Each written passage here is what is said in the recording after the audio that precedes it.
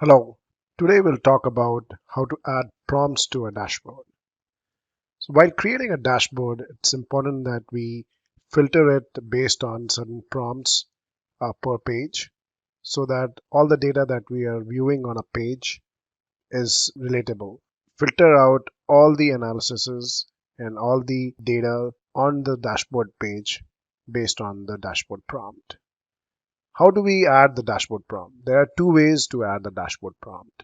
One is to add it on the page, and another one to set up a presentation variable at the dashboard level and use that presentation variable across any and all the analysis that we create and utilize that value. So we'll talk about both the ways which we can use the dashboard prompt and give you a demo of how to do that. So the first one that we would tackle is the adding a dashboard prompt on the page itself. So to do that, I have already created a dashboard and I already have created the analysis, but I'll take you through the creation of the analysis and what needs to be done, and then how to create the dashboard prompt. And then the final stage would be how to add the dashboard prompt and the analysis onto the page so that all of it works in unison. So the first analysis that I created for this particular demo is the assignment count. So in my recent, you can already see that assignment count has been created. I'll go ahead and click on edit. It's a simple analysis which gives me the assignment count based on business unit and location name, and if there are any full-time equivalents in that particular business unit and location combination. So over here, we'll see that we have different business units. Under that, there are locations which are defined. Some of the business units does not have a location defined for certain workers. And what is the count and how many full-time equivalents are there. So what I did was that I went ahead and added the workforce management worker assignment real-time subject area. And from there, I dragged and dropped the business unit name. Then from the location folder, I dragged and dropped the location name. And then finally, under worker assignment, I got the full-time equivalent and assignment count. So this is how I got my initial structure. It's an extremely simple analysis just created for the demo purpose. Once we have done that, the next step would be to go and identify which all columns we need the analysis to be prompted on. What that means is that how do we want to filter analysis on a dashboard? We decided that we want to filter it based on business unit name, and once the business unit name is selected, subsequently use the location name.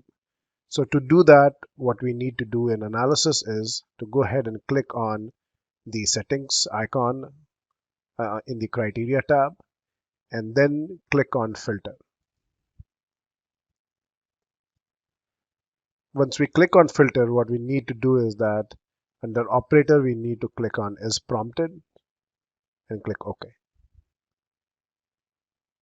So you'll see that I have already created an is prompted filter. So I'll go ahead and delete the one that I created just now because we already have an is prompted filter created. Similarly, I went to location name, clicked on filter and selected is prompted. And what it'll do is that it will also add another filter. Since I have already created the filter location name, I would not do that. So I'll go ahead and navigate out because I don't want to make any changes to this analysis. Going back to catalog, if I click on home, you will see that there are others that I have created. The next one that I wanted to bring up is the period of service. So if I click on edit, I'm presented with an results here. You can see that we have different columns: legal entity, business unit name, location name, name, years of service, days of service, months of service, and who's the manager. Again, for this analysis, what I did was that I used the subject area work relationship real time and then went to business unit and pulled in the business unit name, went to the legal employer to get the legal entity name, similarly to location to get the location name, and then under worker, I got the worker name and the manager name. To get all these measures, which are predefined in the subject area, what I did was that I went ahead and clicked on work relationship and it has all my measures like days of service, number of months service and number of years of service. So all of that I dragged and dropped onto the report, and this results in a simple report that we see on the screen right now. Going back to the criteria tab, I did exactly what I did for the other analysis, where I clicked on the business unit name and clicked on filter, selected the operator as is prompted, and I got my result. So you can see that we have the two filters already added, so I would not make any changes to this. And I'll go back to my home screen to look at my third analysis. And the third analysis on the dashboard that I want to put is the absence number. So I'll go ahead and click on edit. Now you'll see that the absence number here is actually not in the form of a table, but is in the form of a pie chart. So what that means is that instead of having a list, what we have here is the number of absence based on business unit name and location. Over here, what I did was that if I go back and add the table, I just, again, exactly how I did for the other two analysis, I dragged and dropped the business unit name. The subject area that I used for this one was absence real time, and went to the same folders to get the business unit name, the location name. Under the absence plan, I got the absence, and if I click on assignment absences, we'll get the measures. So I had the two measures here, number of absences and leave duration. So we have all of that information in here. Then I went ahead and added a pie chart. And once we add the pie chart here, it will result in another box, just as we see right now over here. And if I click on edit, I can choose how my pie chart looks like. So I decided that I will use the measure as only number of absences. I didn't want to make it too complicated. And then the slices would be based on absence plan name. I excluded the leave duration and location name, but location name is prompted. So what will happen is that even though we have not added location name on the pie chart itself, but when we do filter it based on business unit and location, you'll see that the number of absences pie chart also changes. So even though the location name is not part of the drop down in here on this particular analysis, it still is being driven by the dashboard prompt that I created. Going back, clicking on home, I'll click on leave because I don't want to save anything. And the final piece of this puzzle is to create the prompt itself, the dashboard prompt. To create a dashboard prompt, we go and click on new and click on dashboard prompt. I have already created my dashboard prompt, so I'll open it in edit mode. So you'll see that there are two prompts already created. One is for the business unit name and another one for location name. So I'll walk you through each prompt creation and what values were selected. So the first one was the business unit name. I'll go ahead and select it and click on edit. Now you'll see that the prompt for column was selected, business unit name. What happens is that whenever we add a new prompt, it asks for which field to use, and you can select any subject area. Within that subject area, if you have the correct name or correct field, you can choose that and it will show it over here. So that's what I did. I went ahead and selected the subject area workforce relationship real time, and in there found the business unit name and added it over here. So the next step when you're adding a new prompt is to click on options, and under options we have checkboxes. Since my business unit is the primary driver and location is dependent on it, what I did was that I left all these checkboxes unchecked. What these checkboxes do is that the first one is enable user to select multiple values, where you can allow users to select multiple values. The next one is enable user to type values. This is where user can type their own values. The third one is require user input. This is when the input of a user is required, then the system would always prompt for a value before it generates the analysis, so we don't want that. Limit values by all prompts. In this case, we have it unselected, unchecked, just because we do not want it to be limited by another value or another prompt value. When we go and look at the location, you'll see that this is selected because location is dependent on what we have selected in business unit name. The first one is they include all column values choice in the list. So we do not want to have one field which says all column values. If we want to do that, we can always include that, and it will give in the drop down, it will give an option all column values. And then you can change the list width and things like that. So we are not going to make any change. I'll go ahead and select location name, click on edit. The two difference that you would see here is that it is limit values by business unit name. I selected that because I want to limit my location name that is shown in the list by the business unit, and then enable user to select multiple values. I want my users to be able to select multiple values. So that's why this is checked, and everything else is exactly the same. What another thing that I wanted to explain here is that the other thing that you can do is to add the default value. So when your dashboard opens and you do not have a default value selected, what would happen is that all the analysis would come as blank because no value has been selected for the prompt. So we can go ahead and do a default selection. And in this case, for location, I selected null. To do that is under default selection, you select specific values and then click on the select value, and all the values that are available is you can see it on the left hand column, and we can select and add the values that you want to be defaulted. In this case, I just still selected null, and that's what the value that would be passed as a default whenever you open your dashboard.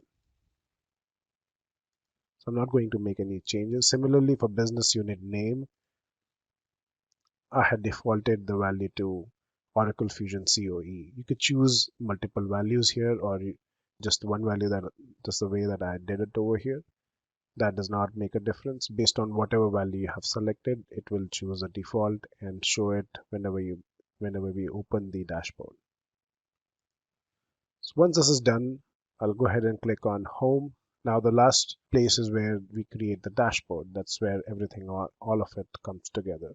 For the dashboard, what I'll do is that I'll go ahead and click on dashboard, and I have already created a dashboard. If I had to create a new dashboard, then you would have just clicked on new and dashboard and started creating a dashboard from the scratch. Since I have already created it, I'll go ahead and click on it.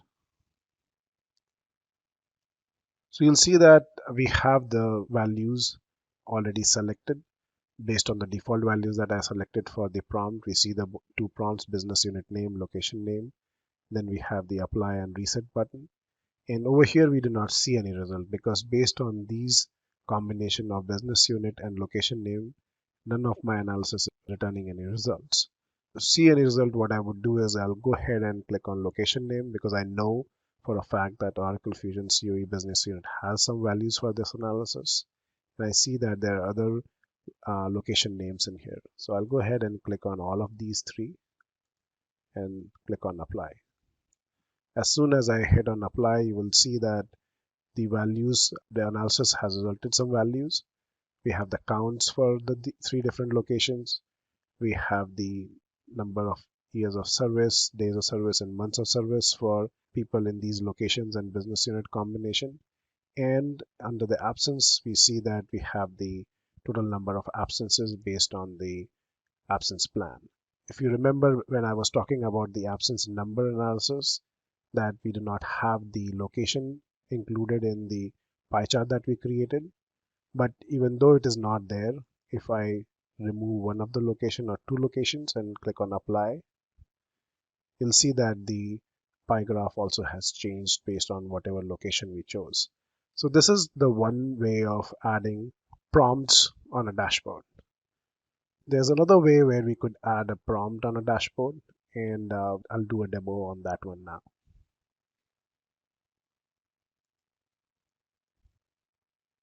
So I'll go to another dashboard that I had created.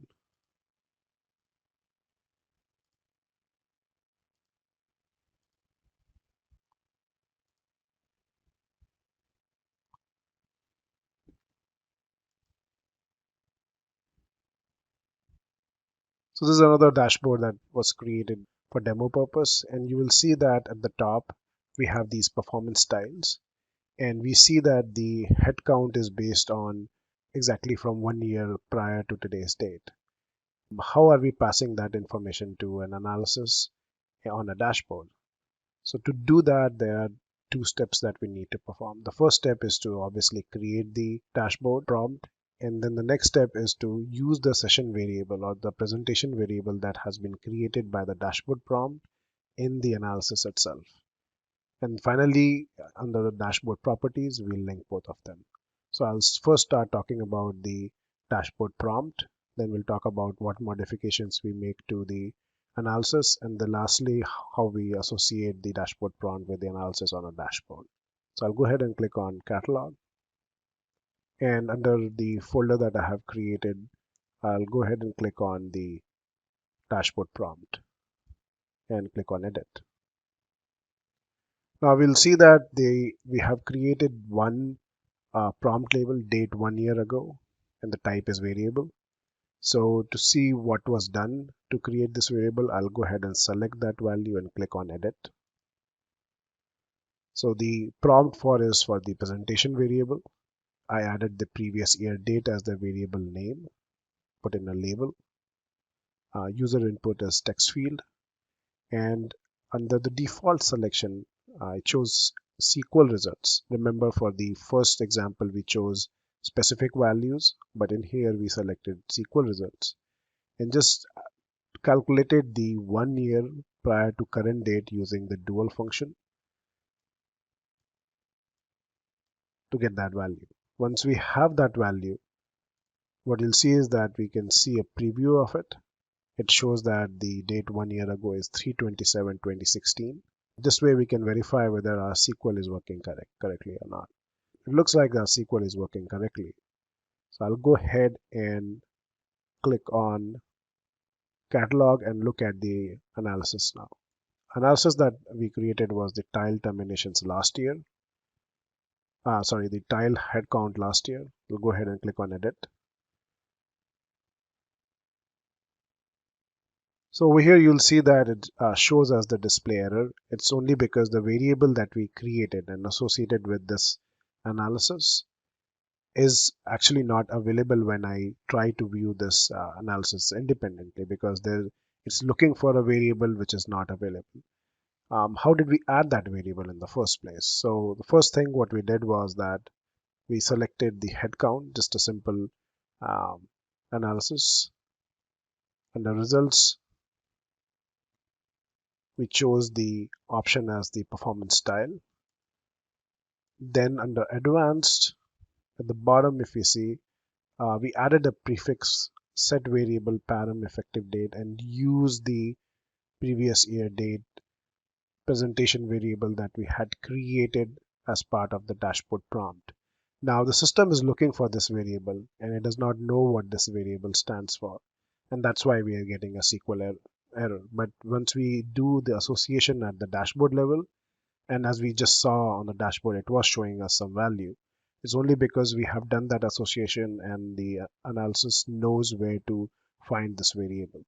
So the last step in doing that is to do that association. And how do we do that? So to show how to do the association, we go back to the dashboard.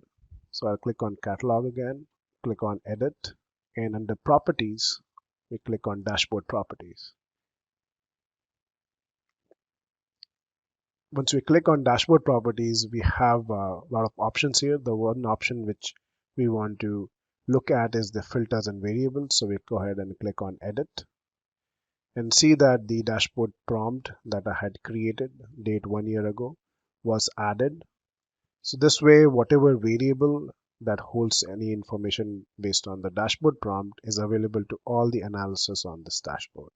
So if any analysis wants to use that, it can do it. And we have actually done exactly the same. So for terminations last year involuntary or tile terminations last year, since in this particular demo environment we do not have any termination, so we don't see a number. But if we go ahead and look at the analysis, we have done exactly the same. We have used the same variable. We could utilize that variable across the dashboard on all the pages, and that way we do not have to add, if we know already the default value for a prompt which is going to be used across the dashboard, we could go this route and add a dashboard prompt at the dashboard properties level.